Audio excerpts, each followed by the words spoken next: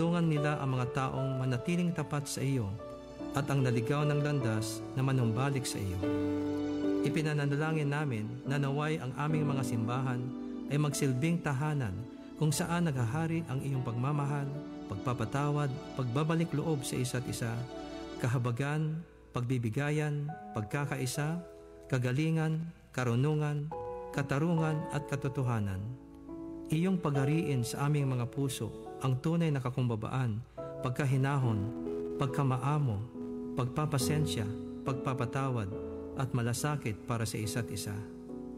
Sa pagdating ng panahon na mga hindi pagkakaunawaan o kahirapan, naway manaig ang pag-ibig, malasakit, pagbibigayan, pagtutulungan at pagpapatawad sa bawat isa sa amin.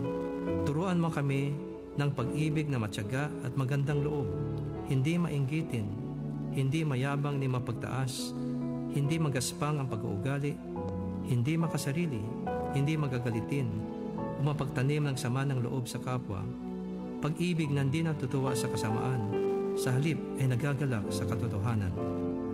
Gawin mo kaming tagapamagitan sa anumang hidwaan at magsilbing halimbawa ng pagmamahal, pagtitiis, awa at pagtatyaga. Sa lahat ng alitan, gawin namin ang lahat sa ikapapayapa ng lahat at nang kami iyong pagpalain. Iyo kaming turuan o Diyos na hanapin lagi ang maganda at mabuti sa aming kapwa, higit pa sa mga kapintasan, sapagkat lahat kami ay may kanya-kanyang ding mga kahinaan at kalakasan. Iyo ding palakasin ang iyong simbahan o Diyos, nang kanilang patuloy na ipangaral ang iyong salita na may buong pagtitiyaga. Naway sila ay magpatuloy sa pagtuturo sa mga tao na sundin ang lahat ng iyong mga kautusan para sa kanilang kaunlaran at tagumpay. Dalangin namin na iyong ipadala ang mga manggagawang kakailanganin sa paghahayag ng iyong magandang balita ng kaligtasan at bagong buhay sa pamamagitan ng iyong anak na si Jesus sa marami pang mga tao, lalo na sa aming bayan. Maraming salamat, Panginoon, sa iyong pagtugon sa aming mga dalangin na ito sa pangalan ni Jesus. Amen.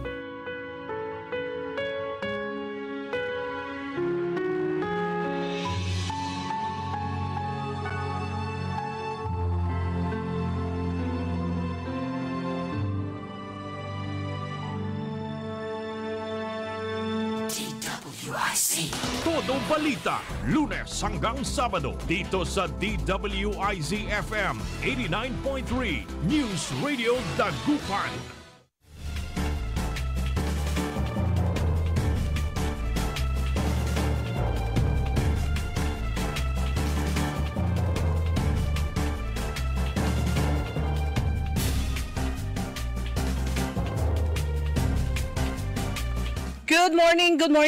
Good morning mga kaibigan. Naimbag nga bigat kanyayo amin na po.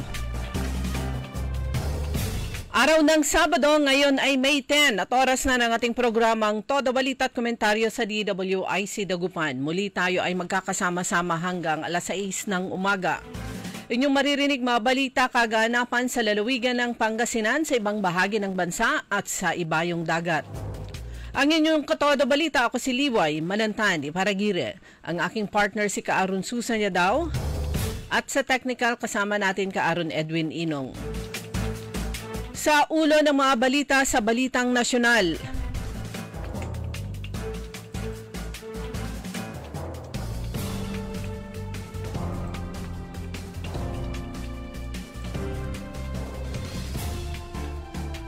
Comelec, kampanyahan last day na ngayon.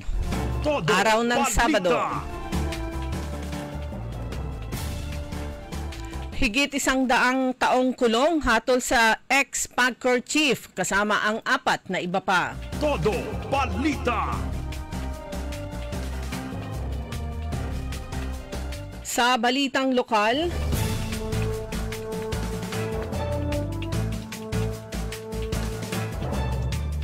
Blue Alert itinaas ng OCD Region 1 para sa May 12 elections. Todo Balita. Sa balitang pampalakasan, Lasal handa sa NU sa UAAP Finals. Todo Balita. At ngayon sa detalye ng ating mga balita.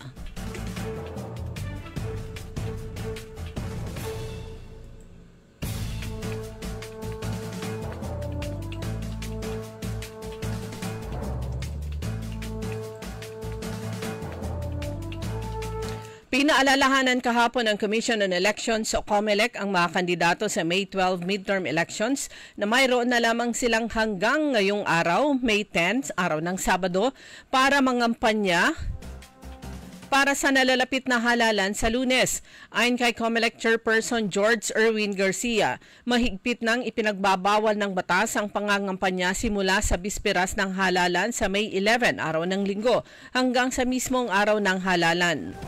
Dagdag ni Garcia, iiral na rin simula sa Linggo ang liquor ban. Ang sinumang lalabag sa liquor ban ay maaring maharap sa parusang pagkakulong ng hanggang 6 na taon. Exempted naman sa liquor ban ang mga hotel, resorts, restaurants at iba pang establishmento na accredited ng Department of Tourism bilang tourist-oriented, ngunit kinakailangan sila ang merong naunang written authority. Maging ang sabong ay bawal din muna at dapat na itigil.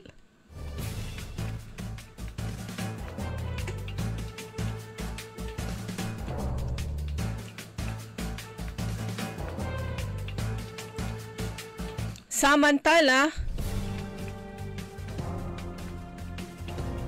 hinatulan ng Sandigan Bayan ng higit 100 taong pagkabilanggo si dating Philippine Amusement at Naming Corporation o PAGCOR Chairman Ephraim Hinueno at 4 na iba pa, kaugnay ng kasong multiple counts ng graft at malversation of public funds na may kaugnayan sa paglustay ng 187.7 million pesos na pondo ng PAGCOR.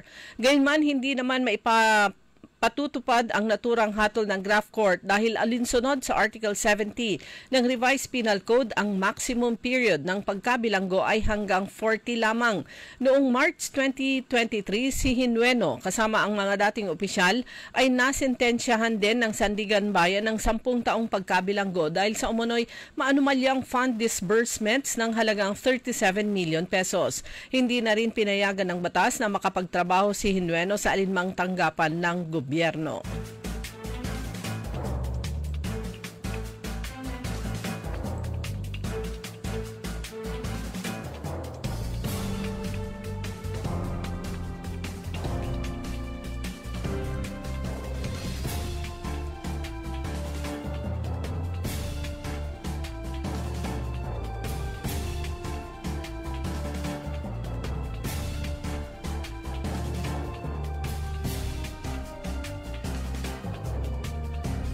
Balita naman mula sa ibayong dagat.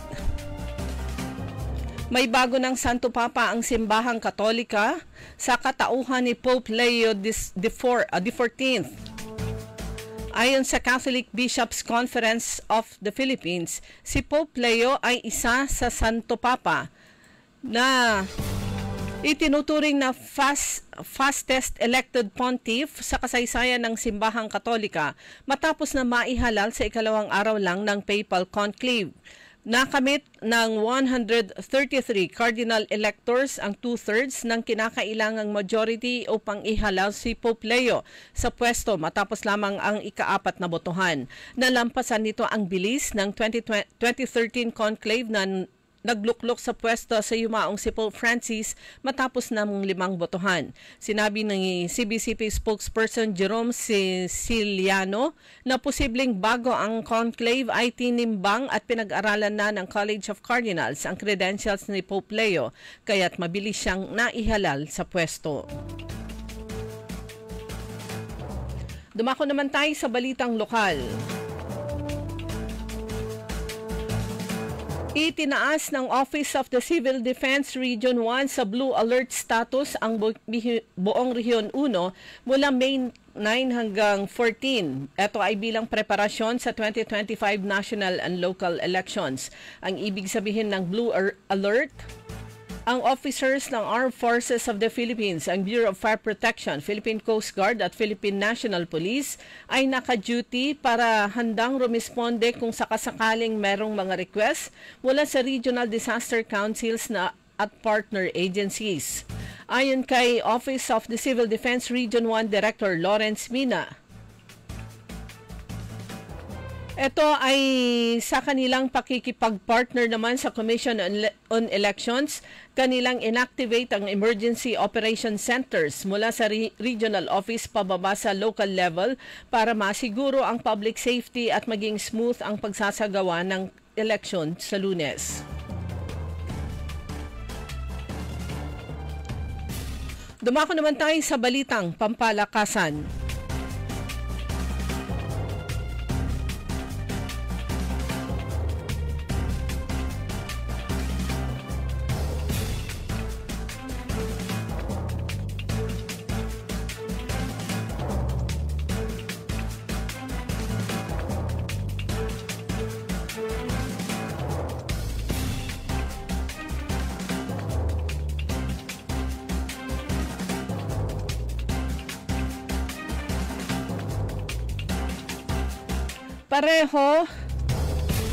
Pareho ang nakatatak sa isip ni na Angel Canino at Belen o Belia Belen. Ito ay ang masungkit agad ang panalo sa Game 1 Finals ng UAAP Season 87 Women's Volleyball Tournament. Ang kanilang laro ay bukas sa Smart Araneta Coliseum.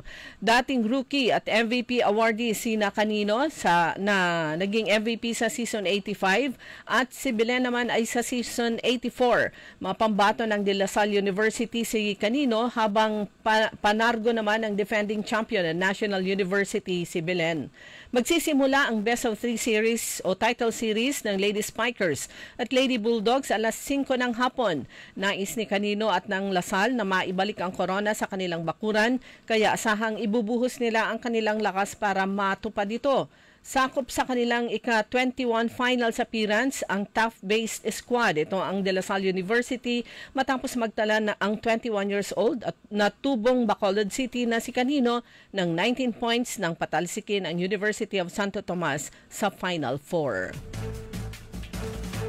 Yan ang kabuuan ng ating mga balita sa Todo Balita. Ang inyong tagapagbalita, ako si Liway Manantan Iparagire. Ang oras natin alas 5:12 ng umaga.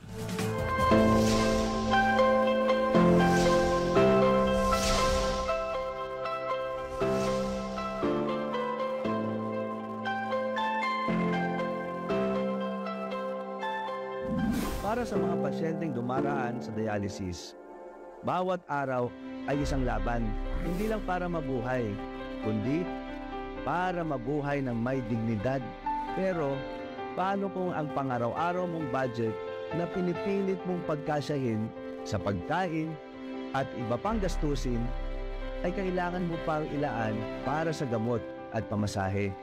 Sa dami ng mga bayarin, ang dapat sanang lunas ay naging dagdag pa na pasanin. Kaya naman, sa lalawigan ng Pangasinan, may mga binhi tayo ng pag-asa na unti-unting itinatanim sa ating mga ospital. Mga dialysis centers katulad na lang ng itinayo sa Western Pangasinan District Hospital sa siyudad ng Alaminos. Isang tahanan ng pag-asa para sa mga gaya nilang patuloy na lumalaban. Ngayon, isang pasyente ang magbabahagi ng kanyang kwento kung paano siya ay patuloy na lumalaban sa kanyang karamdaman, hatid ng bagong pag-asa. Dear Gov, mula po ako sa Bani, Pangasinan.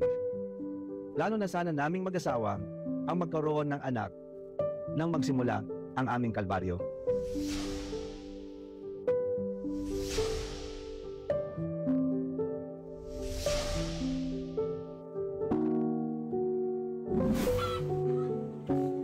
Taong 2019 nang buntis ako, pero sa kasamaang palad,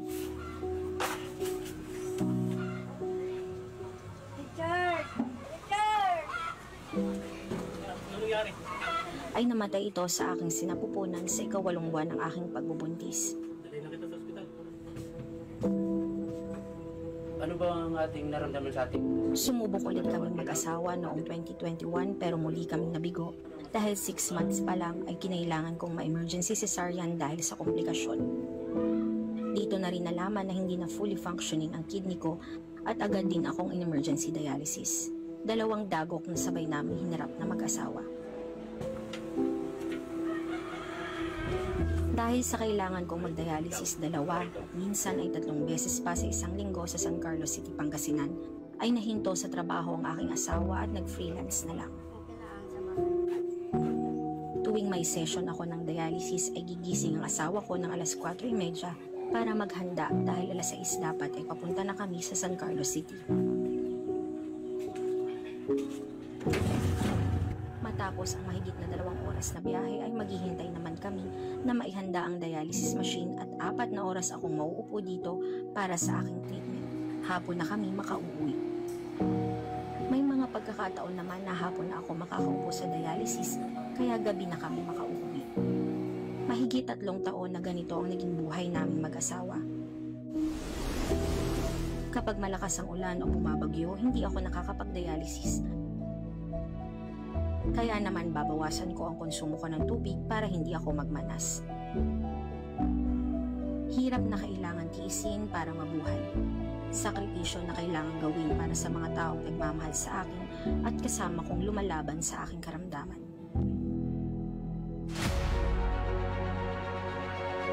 Hanggang sa magbukas ang dialysis center sa Alaminos, halos 15 minutes na lang ang biyahe kaya sobrang dali na para sa akin na magpa-dialysis. Dahil din dito, mas marami ang pagkakataon ng aking asawa na tumanggap ng trabaho. Gob, maraming salamat po sa pagpapagawa po ng dialysis dito sa Alaminos kasi po, laking tulong po sa amin ng mga malalayo. Less oras po, tapos sa may bagyo, ano po siya, makakapunta po kami kahit na may bagyo kasi malapit lang. Hindi na po gumigising ng alas 4 ng umaga para mahabol po yung oras ng dialysis ko kasi mas malapit po dito. Sana Gob, marami pang blessings ang dumating sa'yo para marami sa pang matulungan na katulad namin dialysis patient. Sa bawat tusok ng tarayong at sa bawat oras na ginugugol sa dialysis, hindi lang katawan ang sinusubok, pati puso, pag-iisip at pananampalataya. Pero dahil sa pag-asang inilapit natin sa ating mga kababayang dialysis patients, nabawasan ang bigat na kanilang pasan. Mahirap man ay unti-unting kinakaya. Maraming salamat, Decibel, sa pagbabahagi ng iyong istorya. Hanga po sa tapang at lakas mo. Inspirasyon ko ang isang tulad mo na hindi sumusuko sa paglaban sa matinding karamdaman. Naway, bigyan ka ng Diyos ng lakas araw-araw. Para sa mga nais magpadala ng kanilang liham sa Dear Gov, maging kwento, sumbong, o anumang saloobin, maaari ninyo itong ipadala sa aking tanggapan sa Kapitolyo. Muli, ito po ang inyong Dear Gov, patuloy na maglilingkod, tapat at maasahan para ipagpatuloy ang galing ng Pangasinan.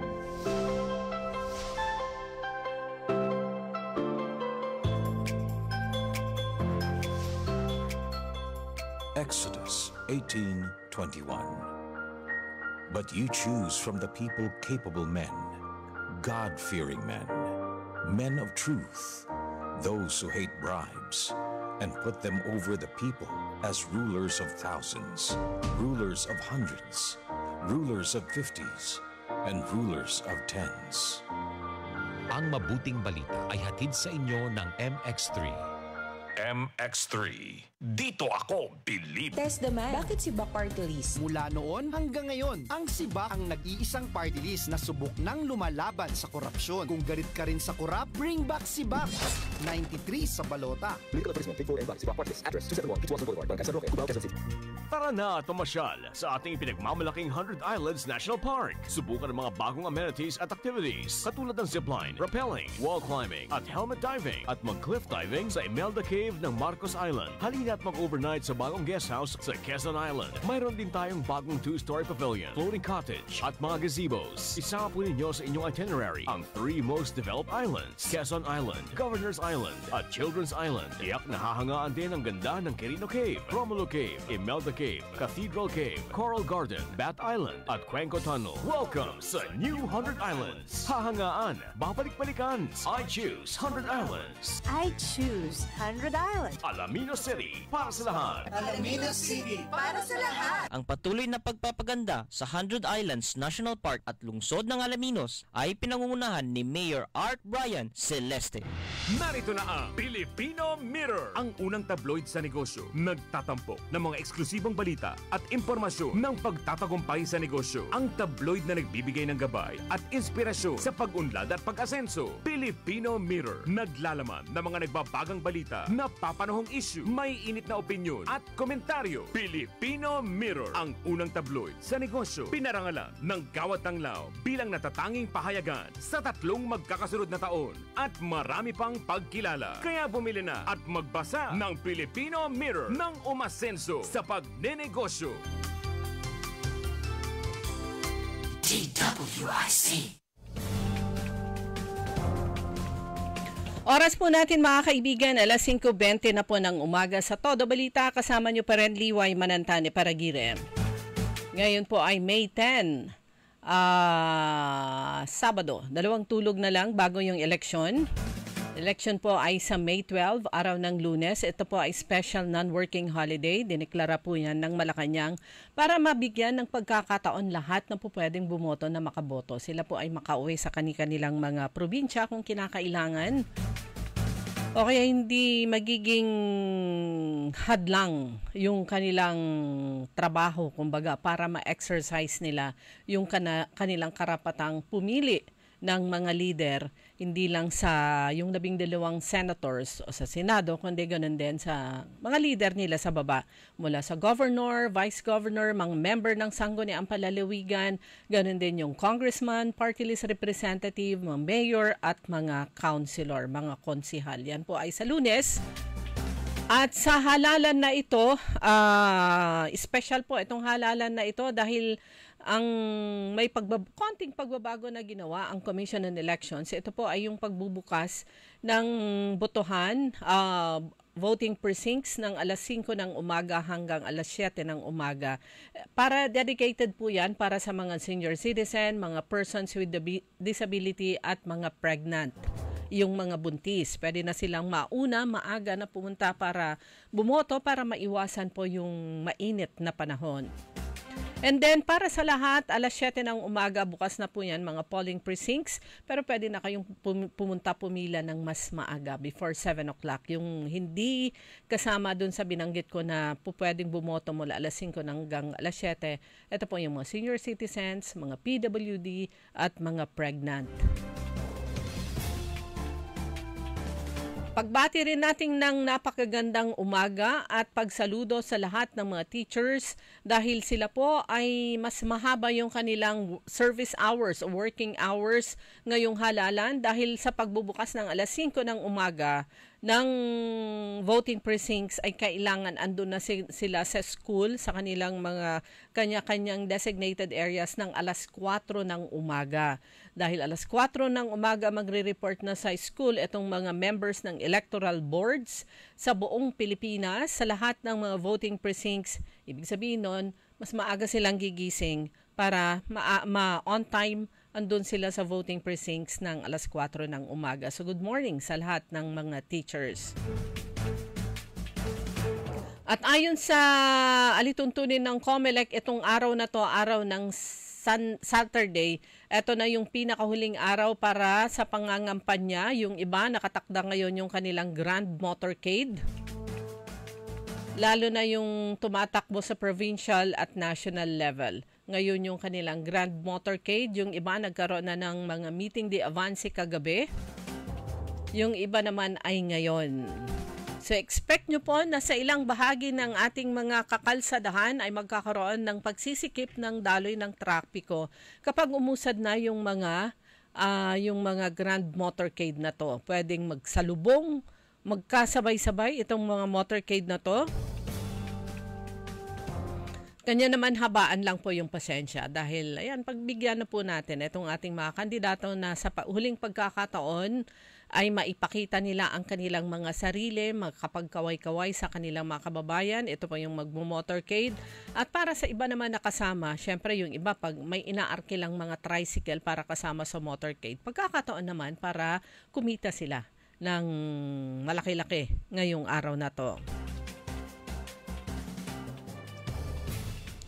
Sa pang-anim na distrito ng Pangasinan, kamakailan merong inilabas na statement itong si Gilbert Estrella, isa sa mga anak ni DAR Secretary Conrad Estrella III. May kakambal ito yung tumatakbo sa pagka-congressman sa 6th District, pangalan niya ay Gilbert. Yung kanyang kakambal ay Albert. Ayan, si Gilbert ang susunod sa yapak ng kanyang ama na naging congressman ng 6th District. Basahin lang natin itong bahagi po ng kanyang statement nung nakaraan dahil nga sa mga issues naman na binato sa kanya ng kanyang kalaban.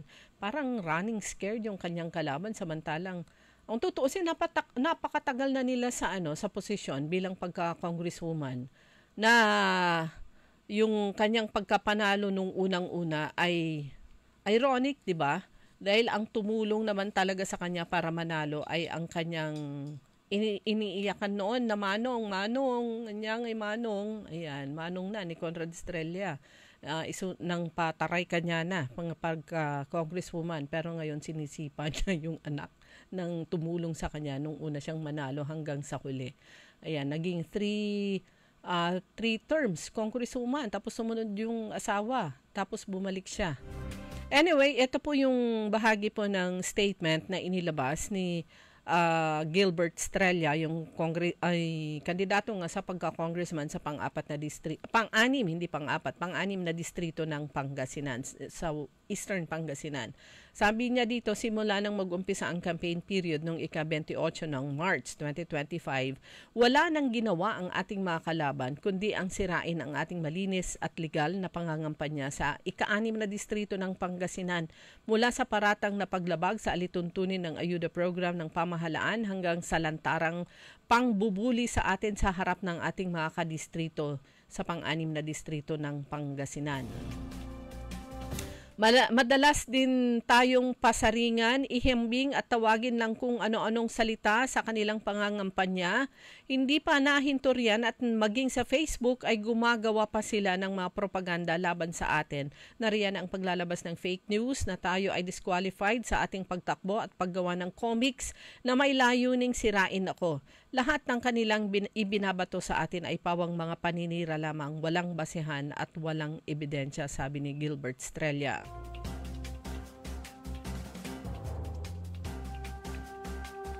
Sabi pa niya dito, bukas po ang ating tanggapan sa anumang investigasyon na isasagawa ng mga kinauukulan hinggil sa paratang na vote buying. Wala po tayong itinatago, wala pa tayong ginagawang mali at illegal. Ang sabi pa niya dito, nais ko pong ipabatid sa taong bayan na maging mapanuri sa mga kandidatong kanilang iboboto. Pumili po tayo ng kandidatong taus-puso ang kagustuhang manilbihan at isinusulong ang mga platapormang maaring makatulong sa ating bayan at hindi ang kandidatong ang gusto lamang ay masiguro ang pag-upo sa pwesto at kapangyarihan na umaabot pa sa puntong paninira ng mga taong itinuring siyang pamilya at kaibigan. Sabi niya dito, sabi pa ni Gilbert Estrella dito, muli maraming salamat po sa mga taong naniniwala at sumusuporta sa akin. Naway tayo ay patuloy na gabayan ng Panginoon sa laban na ito. So yun po, actually minamaliit nga siya ng kanyang kalaban dahil bata daw siya, walang experience. Pero sabi nga nito si Gilbert Estrella, yung minamaliit na nila ng mga bata, ng mga leaders yan ay punong-puno ng pagnanais ng makatulong sa kanilang mga kababayan. Because in the first place, kung tutuusin, di ba, yung mga matagal ng mga politiko, saan ba sila nag-umpisa? Lalo na yung mga tumanda na sa politika, saan ba sila nag-umpisa? At kailan sila nag-umpisa? Meron yung iba, nag-umpisa nung bata pa sila. Kaya huwag kong maliitin itong mga batang mga opisyal at yung mga batang first time na tumatakbo sa iba't ibang posisyon. Huwag ding maliitin yung mga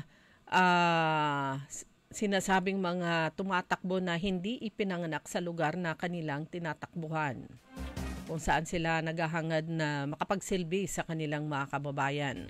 Dahil tandaan po natin, importante po yung malinis na hangarin na tumulong at yung pangalawa, yung kuha naman nila yung requirements ng Commission on Elections doon sa qualification kung sa pagtakbo sa isang lugar. Kagaya na lang dyan sa lungsod na Urdaneta, yung palaging ibinabato kay Ginang Maan Tuason Gico, ito po yung tumatakbo sa pagka-mayor dyan sa Urdaneta, na hindi daw siya tubong Urdaneta. Hindi siya ipinanganak sa Urdaneta. Yung kanyang kalaban, yung kanyang ipinagmamalaki na ipinanganak sa Urdaneta. Tandaan po natin, importante yung malinis na puso na maglingkod sa kanilang mga kababayan. Ito po yung 9-point agenda ni Ginang Maan Gico sa kanyang serbisyong may puso sa Urdaneta City. Kasama na dyan yung para sa edukasyon. Basahin po natin yung 9-point agenda. Sa edukasyon, number 1, para sa kabataan at kababaihan, yung number 2. Trabaho, number 3, sa kanyang 9-point agenda. Transportasyon at komunikasyon, yung number 5. Pang-anim naman yung infrastruktura, kasama sa kanyang 9-point agenda, yung para sa kalusugan, at pang-siyam para sa mga senior citizen at mga PWDs. Ayan, base dun sa mga nakikita natin sa kanyang Facebook page, ay talagang napakasipag sa kanyang pag-ikot sa iba't ibang barangay itong si Ginang Maan Tuason Gico. Kahit na tinatawanan yung kanyang at saka pinipintasan yung pitch ng kanyang boses na sa kanyang kagustuhang emphasize yung kanyang mga binibigkas, parang ginagamit against her. Pero sabi nga natin, yung mga kandidato na lahat na lang pinipintasan, bakit hindi na lang tutok sa kung ano yung gusto niyang sabihin na gagawin niya, hindi yung pinipintasan, pati yung pananalita at yung content ng kanyang may mensahe. Pero dire-diretso lang itong si Ginang Maan Tuason Gico sa kanyang pag-ikot sa iba't ibang bahagi ng Urdaneta City. At huwag maliitin yung kakayanan ng mga kababaihan, lalo na yung mga leader na ganito na very passionate, na kahit noong wala sila sa larangan ng politika ay tuloy-tuloy yung kanilang pag-project at pagtulong, at bilang unang ginang ng lalawigan ng Pangasinan kung saan-saan siya nakakarating para makapaghatid ng tulong, ng serbisyo. Kahit nung buntis siya, tapos nung katatapos a month after manganak, wala pa yata isang buwan, andyan na naman, umiikot sa iba't ibang bahagi ng lalawigan ng Pangasinan. Ayun, meron pa pala yun, lumiwanag. Maraming salamat. Oras po natin, alas 5:33 na, saka lang na-realize na medyo madilim, ano. Okay, oras na po natin, alas 5:33. Mamaya, yung ibahagi naman po natin sa inyo and kung ano-ano, ilan sa mga accomplishments na ng Gico administration sa pagbabalik po ng Todo Balita. Ang balitang ito ay inihatid sa inyo ng MX3. MX3. Dito ako, believe. Pakinggan natin ang tinig ng babaeng ito. Tao dito na tinatakot at nananakot. Ito ang sagot ko sa mga nananakot sa ating mga kailyan. Huwag niyo silang taonin. Harapin niyo ako! At pakinggan naman natin ang tula ni Mayor Rami Paraino. Ang panunungkulan ay serbisyong pinapahalagahan. Hindi ito kinakasangkapan para manira ng walang pakundangan. Tayo'y alipin ng ating sinumpaan. Pagmamahal at respeto sa kapwa ang siyang ating daan. Maglilingkod ng tapat ayon sa kagustuhan ng mamamayan. Para sa bayan, iwaksi ang kasamaan at mga ganid sa kapangyarihan. Maniwala ka, dulot nito'y walang humpay na kahirapan, madlay masasadlak pa sa kawalan. Ating pag-asa ang binibini na minumutya. Nakapiring ang mga mata, simbolo ng katarungan at hustisya. Samahan pa ng panalangin o sinta para sa mga walang budhing tatamaan ng sentensya. Makakaasa po kayo, tamang adikain aking paninindigan. Mayor Rami Paraino, ang tunay na anak ng Urdaneta. Makisali sa mainit na talakayan sa Karambola. Live na napapanood ang Karambola via DWIZ 882 Facebook page. Maaari ninyong ipadala ang inyong mga komento o opinyon sa aming mga text line 0908-136-6060 o tumawag sa aming hotline 470-1750-54. Karambola Nationwide!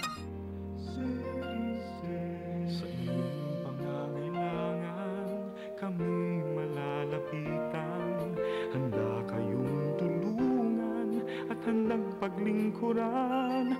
City State Savings Bank, kayo'y paglingkuran. Sa City State Savings Bank, aming pangangalagaan. Ang tiwala lulaan sa inyong pangangailangan. Kami ay malalapitan. City State Savings Bank. City State Savings Bank. Member BankNet and PDIC. Narito na ang Filipino Mirror, ang unang tabloid sa negosyo. Nagtatampok ng mga eksklusibong balita at impormasyon ng pagtatagumpay sa negosyo. Ang tabloid na nagbibigay ng gabay at inspirasyon sa pag-unlad at pag-asenso. Filipino Mirror, naglalaman ng mga nagbabagang balita, napapanahong issue, may init na opinyon at komentaryo. Filipino Mirror, ang unang tabloid sa negosyo. Pinarangalan ng Gawad ng Lao bilang natatanging pahayagan sa tatlong magkakasunod na taon at marami pang pagkilala. Kaya bumili na at magbasa ng Filipino Mirror ng umasenso sa pagnenegosyo. DWIZ. Liway Manantan sa Todo Balita. Alas 5:36, so yung sabi nga ni Gina ang maanggi ko, sa mga nananakot sa aking mga kababayan, ako ang harapin nyo. Sabi niya, harapin nyo ko. Yan po yung kanyang mensahe, yung kanyang pagtatanggol sa kanyang mga kababayan dyan sa lungsod ng Urdaneta. Handa kayong ipagtanggol ni Ginang maanggi ko. Sabi nga niya, sa mga nananakot sa aking mga kababayan, sa Urdaneta City, harapin ninyo ako ko. Kumbaga, siya ang harapin nyo, huwag yung mga yung kanyang mga kababayan. Good morning din kay Attorney Melanie Lambino, ang may bahay ni Vice Governor Mark D. Guzman Lambino, na tumatakbo naman sa kanyang pangatlong termino bilang Vice Governor ng lalawigan ng Pangasinan. Napakagaling po nito at saka napakalinaw mag-explain. Ask him anything under the sun, kahit mga batas. Naku, napakagaling nito. Siya nga pala mga kababayan po natin dito sa lalawigan ng Pangasinan at mga Pangasinense na nasa ibang lugar. Ganon din mga taga-Rehiyon 1. Ayan, meron ho tayong isang kababayan na tumatakbo nga sa pagka-senador, si Attorney Raul Lambino, na hindi rin matatawaran ang galing. Si Attorney Lambino na tubong Poso Rubio at mula sa bayan ng Mangaldan, dahil taga doon naman yung kanyang asawa, si mayoralty candidate, former mayor and running for mayor Marilyn Lambino, si Mayor Lynn Lambino, dyan sa Mangaldan.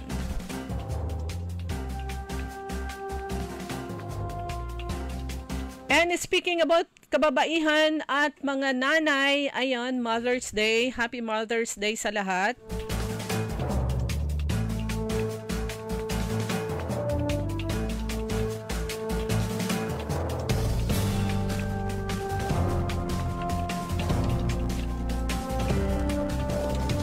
Kailan ba yung Mother's Day ngayon? Bukas, May 11 ang Mother's Day. Nasabay sa ating kaarawan. Ayan, bukas yung aking kaarawan. Basta election, it's either yung aking birthday tumatapat sa election mismo or before or after election. Ngayon ay before. And na yung aking kaarawan naman ay bukas, natapat naman sa Mother's Day. So pagbati po natin ng Happy Mother's Day sa lahat ng mga nanay na mga ilaw ng tahanan. Kasama na rin dyan yung mga hindi biological mother pero sila yung nag-aalaga sa kanilang mga pamangkin, nagsisilbing nanay sa kanilang mga kamag-anak, and sa mga tatay din na nagsisilbing mga nanay. Dual role. So Happy Mother's Day bukas. Kasama na rin siyempre yung binabati natin ng Happy Mother's Day. Ayan si Attorney Melanie Lambino. Happy Mother's Day po si Mayor Marilyn Lambino. Si Manay Gina de Venecia, Gina G, dito sa pang-apat na distrito ng Pangasinan. Happy Mother's Day bukas. At syempre si mayoralty candidate ng Dagupan, Councilor Manang Celia Lim, ang manang ng lahat. Napakabait po nito at saka napakalawak ng kanyang pag-intindi. nanay na nanay, no doubts. Happy Mother's Day kay Mayoralty Candidate Manang Celia Lim. At syempre yung mga nanay din ng kanyang mga ka-team. Ayan si Councilor Irene Lim Acosta, si Dr. Malu Fernandez, at syempre si Councilor Dada Reyna. Ayan mga nanay po, Happy Mother's Day po sa inyong lahat. At sa mga nanay din at mga asawa ng kanilang mga kasama, syempre si Councilor Red Arfimihia, Councilor Alfie Fernandez, Councilor Alvin Coquia, si Kuyang kagawad ng Bunuan Gazette pero tumatakbo sa pagka-councilor, Kuyang Leo Quaton. Ganon din si Kuyang, sa nanay naman ni Kuya Tupe Lim Chua, at syempre si Joby, yung kanilang kasama. Meron ba akong na-miss doon sa kanilang mga kasama? Happy Mother's Day sa inyong mga magulang.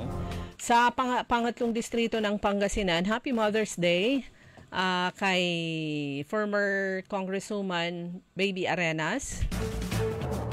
Bagamat single pero siya yung nanay sa pangatlong distrito ng Pangasinan, si Congresswoman Rachel Arenas. At ganoon din sa iba pa. Happy Mother's Day po. Advance pagbati bukas dahil Sunday wala tayong program. At siya nga pala sa Lunes hindi nyo po kami makakasama dahil naka-hook up po lahat ng mga provincial stations ng DWIC Aliw Broadcasting naka-hook up sa DWIC Manila para naman sa national coverage ng ating himpilan. So makakasama nyo po kami kinabukasan na dito sa Todo Balita.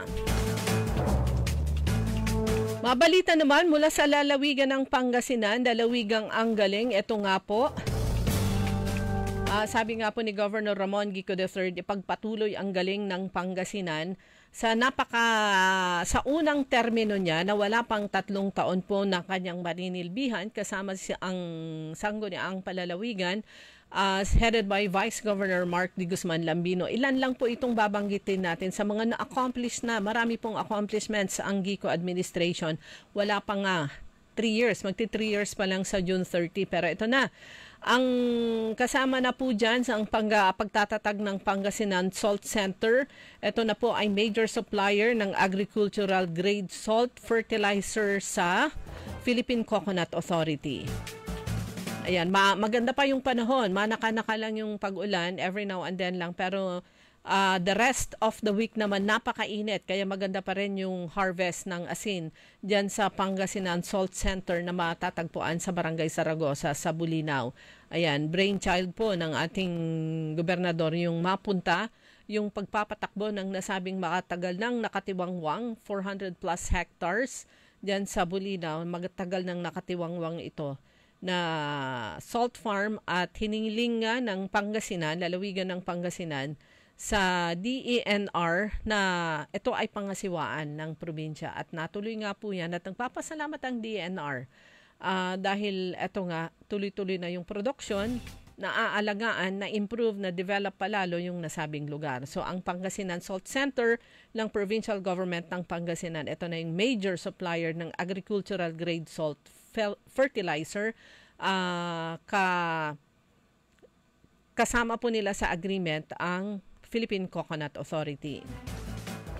So hindi lang po nakakatulong sa ating mga kababayan na nabigyan ng trabaho, kundi kakatulong din sa bansa sa pagiging supplier, major supplier ng nasabing asin, agricultural grade salt fertilizer. Ito yung fertilizer na ginagamit po sa mga puno ng buko sa coconut trees.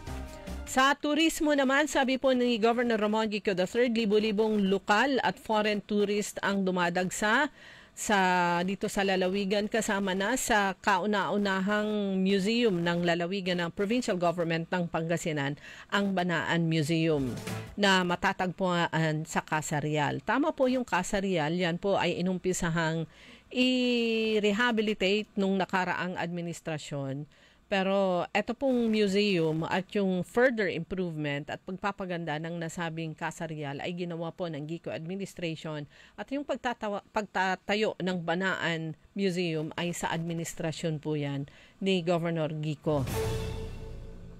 Sa larangan naman ng employment, mahigit na sa 14,000 na Pangasinense ang nabigyan ng local and overseas jobs. Nahigitan ang pangakong 10,000 trabaho ni Governor GICO.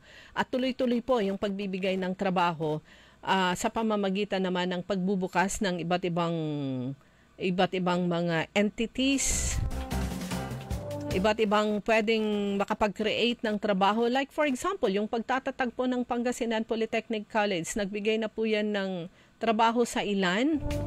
Yung iba naman na mga provincial government employees ay nailagay po dyan dahil angkop po yung kanilang kakayanan at kaalaman sa kanilang bagong workplace. So kumbaga, ang sabi nga po ni Governor, kailangan kasi i-match yung kakayanan ng isang provincial government employee dun sa trabaho na ibibigay sa kanya o kaya kung saan siya designated. Kung hindi naman angkop yung kanyang kakayanan dun sa trabahong kanyang kinalalagyan nung dumating ang GICO administration, syempre in-assess po sila lahat, ay doon siya ilalagay sa kung na-transfer man kung saan siya angkop. Ayan, nabanggit natin yung Pangasinan Polytechnic College. Dahil sa Pangasinan Polytechnic College, meron na sa kasalukuyan 700 na scholars, kasalukuyang tumatanggap ng libre at dekalidad na edukasyon. At nagtapos kahapon naman yung pagtanggap ng mga applications ng mga kabataang mga Pangasinense pag-apply po nila na makasama sa admission test, makapasok sa Pangasinan Polytechnic College. That will be another 700 slots and most likely, dahil alam naman po natin si Governor GICO napakalambot ng kanyang puso para sa mga kabataan na walang kakayanan ang kanilang mga magulang na sila ay paaralin. Baka biglang dagdagan na naman yung slots. So open. So nagtapos kahapon yung pagtanggap ng application requirements. So we're waiting naman sa announcement ng Pangasinan Polytechnic College kung kailan yung kanilang entrance exam. Ang target nga po pagdating ng ikalimang taon ng Pangasinan Polytechnic College ay abot na sa 5,000 plus ang mga scholars, full scholars ng lalawigang Pangasinan. At pwede pang dumami yan pag lumaki ang Pangasinan Polytechnic College. Sa kasalukuyan, meron silang ino-offer na 4 na kurso. Pero malapit nang bukas yung sa medicine. Yan, ang nais po ng ating gobernador. Ang sunod na i-open na kurso ay sa medicine and then pinag-aaralan na rin yung kanilang pag-offer ng law, College of Law. Sa Green Canopy Program, etong pagtatanim ng mga puno, mahigit 400,000 na bakawan, native at saka fruit-bearing trees ang naitanim sa iba't ibang bahagi ng Pangasinan at may naitanim na rin kayang eco park sa bayan po ng Bugalyon. Ayan, naantabayanan po natin yung pagkakataon na makabalik po tayo dun sa nasabing lugar. Diyan sa kayang Eco Park na ito po ay yung lupa ay lupa ng probinsya at dun po inayos po yan at patuloy na inaayos. Napakalawak po niyan pero tuloy-tuloy po yung pagtatanim ng iba't ibang uri ng kahoy at yung target nga po dyan ay maging tourist destination. Alam niyo maganda yung lugar na yan, medyo malayo dun sa sa highway, nasa paanan ng mga bundok. Sa kabilang side naman yung palagay ko malapit nang matapos na dam. Na proyekto naman ng National Irrigation Administration. Sa investment, malalaking investors ang pumasok sa Pangasinan kabilang ang that time nung baka hindi na lang walo na solar power plant companies, kasama na rin ang San Miguel Corporation at marami pang iba. Itong solar power plants, una po dyan na dinadaanan ng mga proponents ay kailangan makakuha muna nila yung permiso, mga certifications, mga permits mula sa kasama na dyan DENR at saka sa sa Department of Energy. Diyan muna, hindi po ang probinsya ang agad na o kaya mga bayan, host town or city ang magbibigay ng mga permits. So, kukuha muna sila ng mga needed requirements sa mga government agencies bago sila bumaba. At marami pang iba, redevelopment ng Capitol Complex na binabanatan ng iba, pero tingnan po natin yung positive side. Binaha ang Capitol Complex, isinisi kay gobernador, pero yung mga naninisi kay governor nung panahon po nila ay binabaha naman na talaga ang Capitol Complex pag panahon ng bagyo o kaya yung dire-diretso yung malakas na ulan. Dahil ang bahagi po ng yung sentro ng Capitol Complex, mababa na po yan kasi. Tapos yung mga drainage, barado. Mababa. So kailangan kasama sa redevelopment itataas yung Capitol Complex para naman hindi na siya bahain. Tapos ayusin yung drainage system. Yung reflecting pool, yung gilid po niyan, inumpisa na yung drainage system, mataas po siya. At yung sinabi po ni Governor, yan po ay yung tubig galing po dyan exit doon sa may ilog dyan sa may Maramba Boulevard. Yung ilog na yan, nung congressman naman si now Mayor Leopoldo Batawil, inayos naman po niya yan. Pinaluwang, tapos pinalalim. Doon exit lahat ng tubig galing sa mga drainage dyan sa Capitol Complex, yan kasama sa master plan. Dadaan yung tubig na yan sa napakahabang ilog na mag-exit naman doon sa may Lingayen Gulf. Sabi nga niya, dadaan sa ilog yung tubig galing sa drainage dito sa may Capitol Complex dahil ang ilog may natural filter yan. So yung pag-exit ng tubig na yan galing sa ilog sa Lingayen Gulf ay hindi na gaanong madumi. At yung pagtatayo ng 11-story, multi-story building, kasama na dyan yung convention center na nagkaroon na rin na magkasunod yung groundbreaking na ginanap, kailan ba yun? January ba? Diyan sa may Capitol Complex.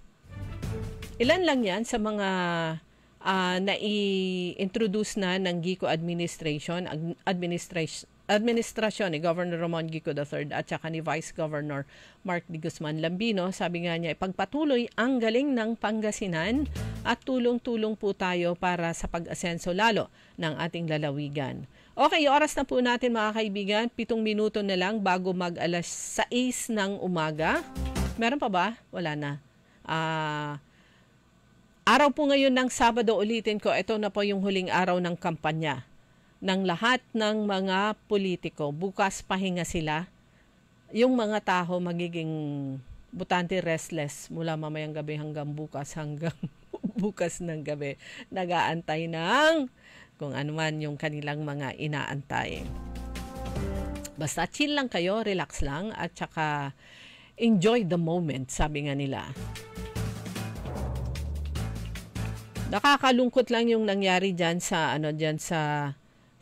bayan po ng Basista. Nasunog po yung kanilang palengke kahapon.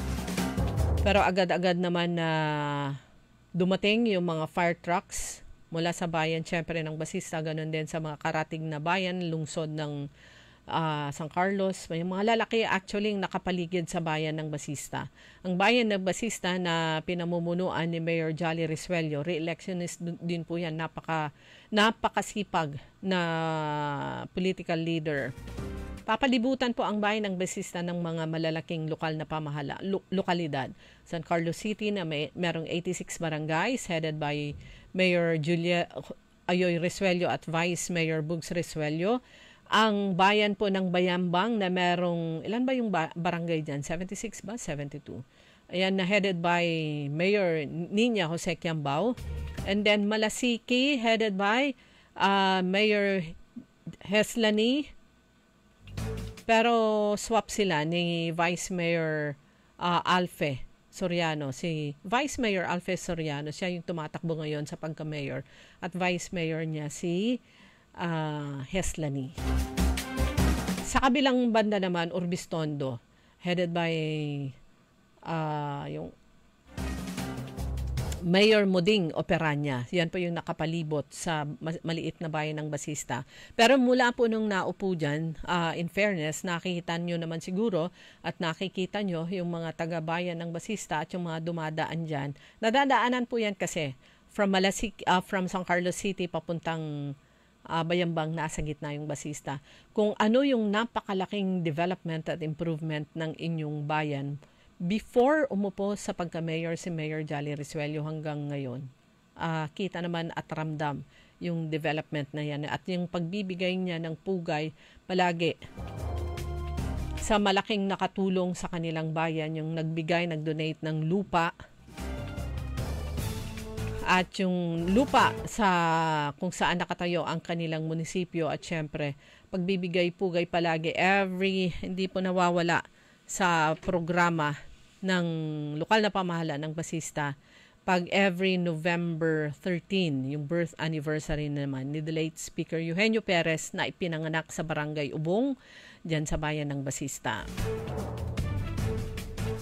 Mga kaibigan, malapit na po yung eleksyon, kaya ihanda na kung hindi pa kayo nakagawa.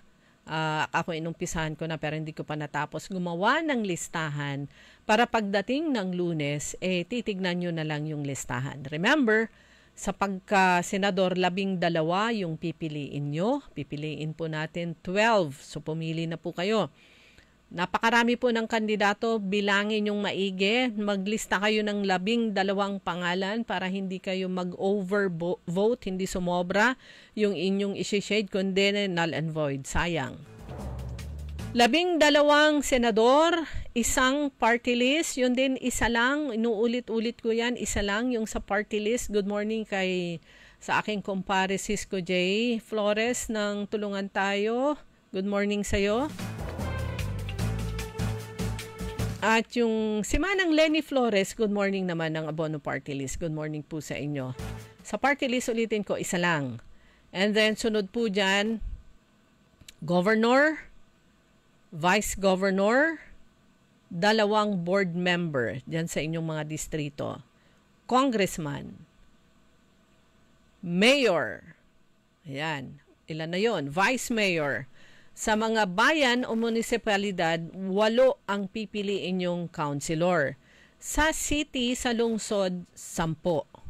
So yan, lahat-lahat yung ating iboboto. Sa Dagupan City, hindi po kasama sa iboboto po natin ang governor, vice governor at saka board member. Ano lang tayo, boboto natin senator, party list, mayor, vice mayor at 10 na councilors.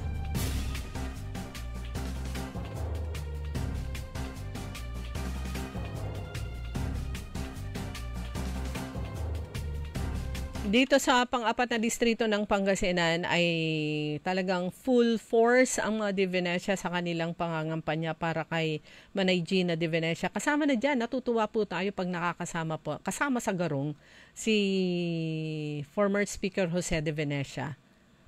At syempre si incumbent Congressman Christopher Toff Divinesya. Ayan, susunod yung kanyang nanay si Manay Gina Divinesya.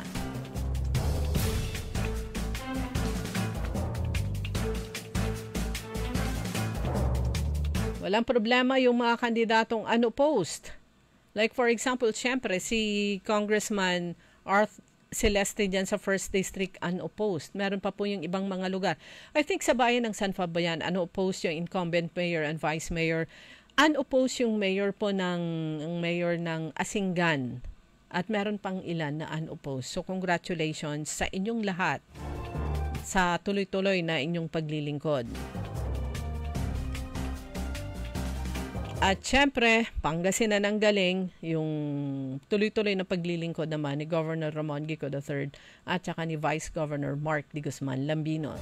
Ulitin ko po, magkakasama-sama po tayo muli sa araw na po ng Martes dahil sa Lunes, ang DWIC Dagupan ay naka-hook up po yan sa DWIC Manila para sa nationwide coverage naman ng elections 2025, national and local elections.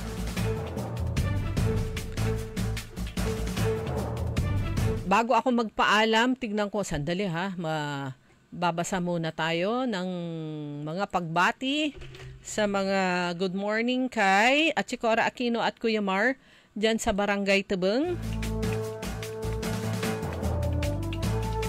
At saka kay Madam Rose Ke, good morning. At saka Kuya Benji Tan, good morning. Lynn Coronel, Ernesto Mosada, magandang umaga po sa inyong lahat. Kay Sir Napoleon Ko, kay Oscar Dolormente, Joceleda Mateo, Sir Roberto Nimer, at saka si Ma'am Araceli, good morning. Chris Santa Ruiz Paneda, Baki Husay, Rodel Edades Peralta, kay Jasmine Barcel Villamil, Gracielda Matro at sa lahat pa na hindi nakatutok sa ating programa nakikinig sa kanilang sa pamamagitan ng radyo ng kanilang mga sasakyan. Good morning din sa mga kaibigan natin dyan sa St. Pelco. Sabi po ni General Manager Rod Corpus ay nakahanda ang Central Pangasinan Electric Cooperative para na sa nasabing halalan sa Lunes.